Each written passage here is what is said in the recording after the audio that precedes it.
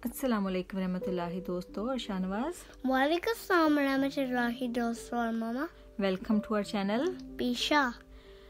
दोस्तों, हकायात शीरी में से आज हम जो बहुत ही प्यारी हकायत पढ़ेंगे उसका टाइटल है दुश्मन मरे ते खुशी ना करिए।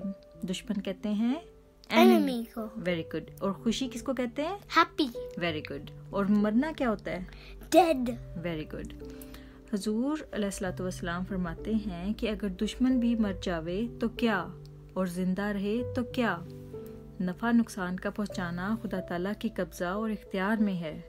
कोई शख्स किसी को गज़न नहीं पहुंचा सकता। हुजूर फिर आगे फरमाते हैं कि सादी रहमतुल्लाह अलैह ने गुलिस्तान में एक हकायत लिखी है कि नौशिरवां बादशाह के पास कोई खुशखबरी लेकर गया कि तेरा फलां दुश्मन मारा गया है और इसका मुल्क और किला हमारे कब्जे में आ गया है।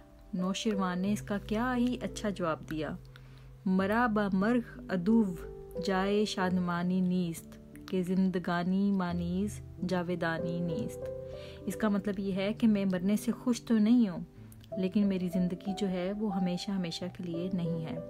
मलफूजात जिल्द अव्वल सफ़ा 359।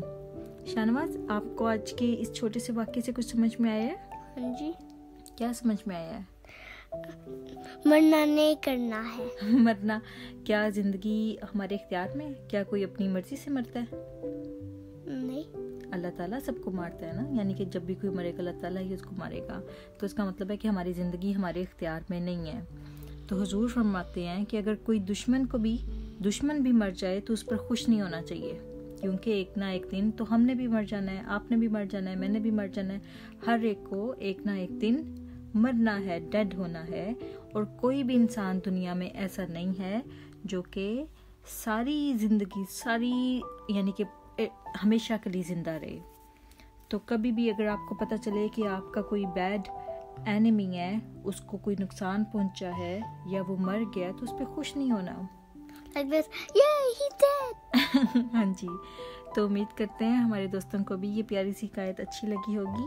इंशाल्लाह हम फिर हाजिर होंगे एक और अच्छी सी हकायत के साथ। तब तक के लिए और जो भी अल्लाह हाफिज। अल्लाह हाफिज।